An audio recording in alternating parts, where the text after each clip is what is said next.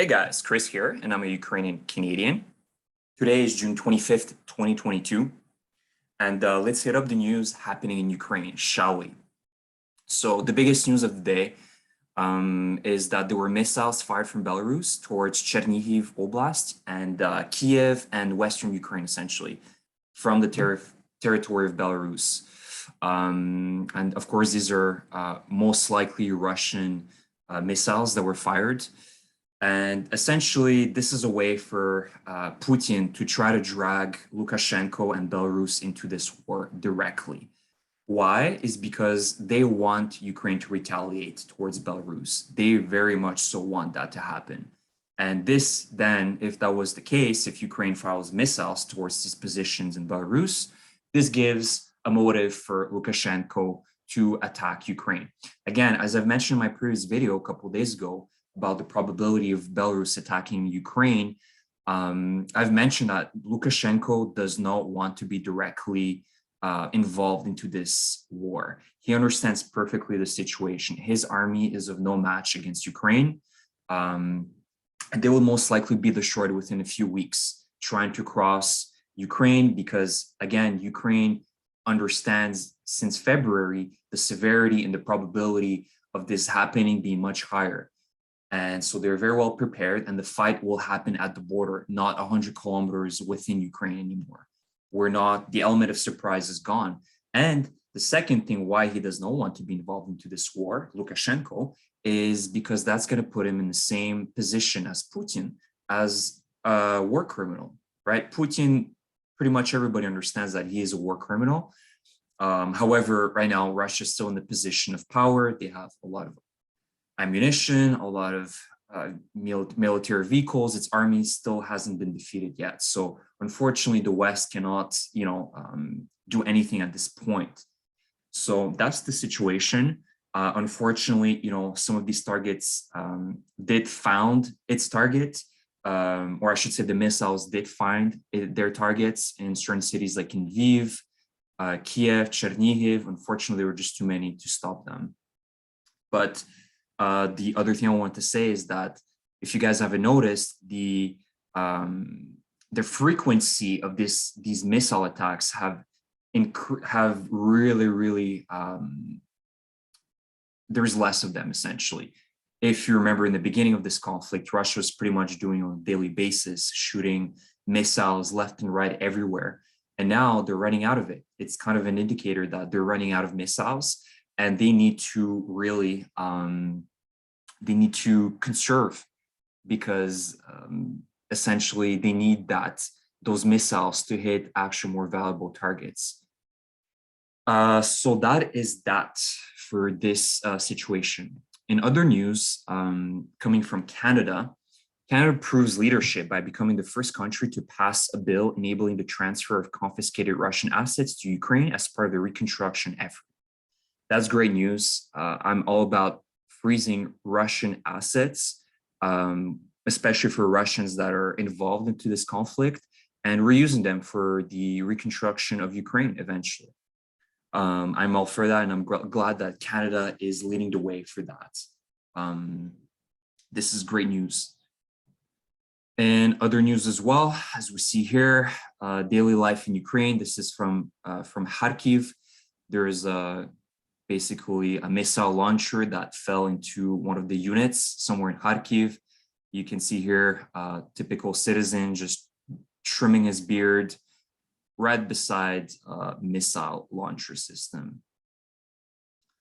Quite sad, but that's the reality. Russia does not care whether they hit civilian objects, hospitals, schools, maternity wards. They're just going to destroy everything in their path. There is no humanity behind the Russian army, unfortunately. Yep. There's no comments for me. And there's also another video that came out today about, again, the M142 HIMARS system, rocket system. And there's a longer video of it being used somewhere else.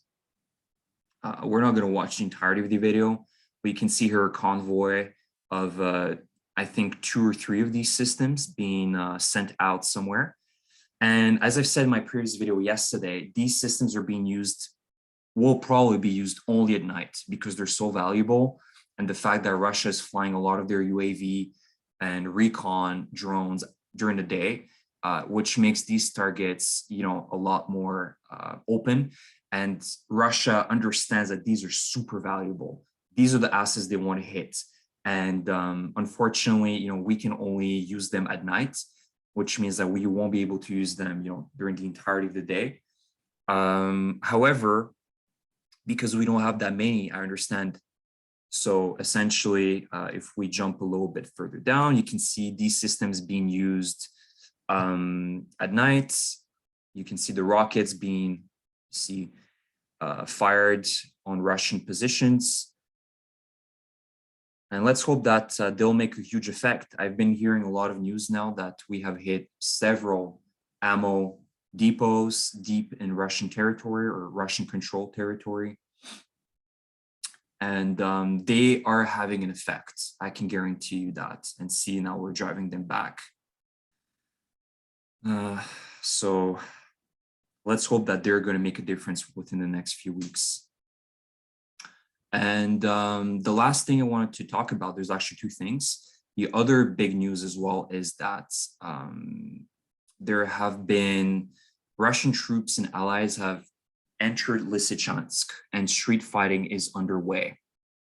So this is the neighboring city that we were talking about yesterday. That's right beside Severodonetsk. So I'm actually surprised that the Russians have managed to enter Lysychansk. Again, it needs to be confirmed how many, if it was just a recon group of Russians that just did recon work to see, where the Ukrainian defense positions are. So you see here, that's the river dividing both cities, and all the bridges have been blown up. Here, I believe here as well. And there's a mini bridge, I think, somewhere around here. And I think the most viable way for Russians to come and attack Lysychansk is from the eastern front. You can see here there's a road, and they're already controlling all this area around here. So I think they're going to be trying to push more and more on the eastern side rather than cross the river, in my opinion. I think for them it's going to be a lot easier since they control this side, so they can probably push some military vehicles on this side and then try to push from this main road from the city. Sorry, I'm just going to try to find the name of the city. Miria Dolina.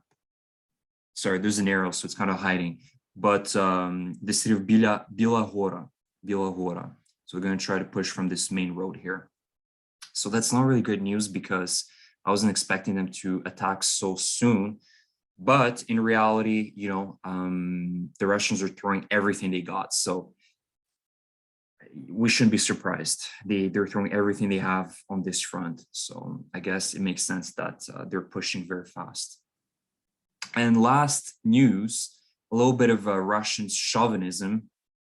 This is a video coming from Russia, and this is filmed in the new Vkusna и Точка restaurant. So basically, Russia has rebranded their restaurants because McDonald's has left the Russian market. And so this left a huge void for fast food restaurants in Russia. And so they quickly rebranded the McDonald's into this pretty lame fast food called Vkusna и Точка.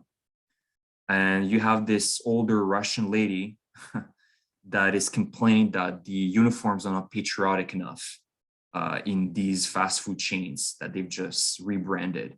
And the interviewer is telling her, well, the McDonald's one had a very patriotic uniform. They had like the red and white striped uniforms, and it was very colorful. So she was kind of reminding this lady that we had McDonald's, and McDonald's actually did have a lot of colorful uniforms and very patriotic. And she's like, we need more patriotic uniforms, and they're not patriotic enough. And, we don't need this American reminder, these American burgers or foods in our restaurants. And the interviewer is telling her that, well, you're holding an American cheeseburger in your hands. What's up with that? So It's kind of funny, the double standards that, you know, these Russian people that are so pro-Russian have. They hate the West at all costs, yet they enjoy the luxuries that the West gives them, like McDonald's, Versace, Gucci, Nike, right? And they complain. They complain that they've left us. Why, you know? And she reminded her about the fact that she's won the American cheeseburger. And then at the end, this older lady is telling her, lady, aren't you lost? Essentially just like a really garbage way of brushing her off. Like, anyways, and here you can see the translation. We need fashion designers to design beautiful Russian uniform, beautiful, colorful uniform. And an interviewer says, but there was colorful. There was the McDonald's uniform, remember? And she's like, we don't need McDonald's, we need Russian uniform. And do you need American burger? It seems, because you're holding one. And then she says, girl, aren't you lost? So anyways, this Russian chauvinism, unfortunately, is very present in Russian society. And it's mostly present within this age group of like, you know, 50 to 40 to like 60-year-old age groups. Like, these people are a cancer, mostly in Russia. They're the people that are supporting this war, they're pushing for this war, and their double standards are through the roof. The cognitive dissonance is insane as well. Like, psychologically, I think there's gonna be a lot of books written about these people, because it's no different than World War II with Germans and Nazi Germans. Unfortunately, you know, a grand majority of people do support this war in Russia, and the only way we're gonna be able to defeat this cancer is by defeating the Russian army, and essentially rendering them incapable of meeting commands that are given by Putin. So that's it, guys. I hope that you enjoyed my video. Please like it if you enjoyed it. If you didn't like it, leave a comment. If you want to see more of my content, please subscribe. And I'm going to see you guys probably within the next few days, probably Monday. Tomorrow we'll have a day off. And yeah, that's it. Thank you for tuning in, and have a great day.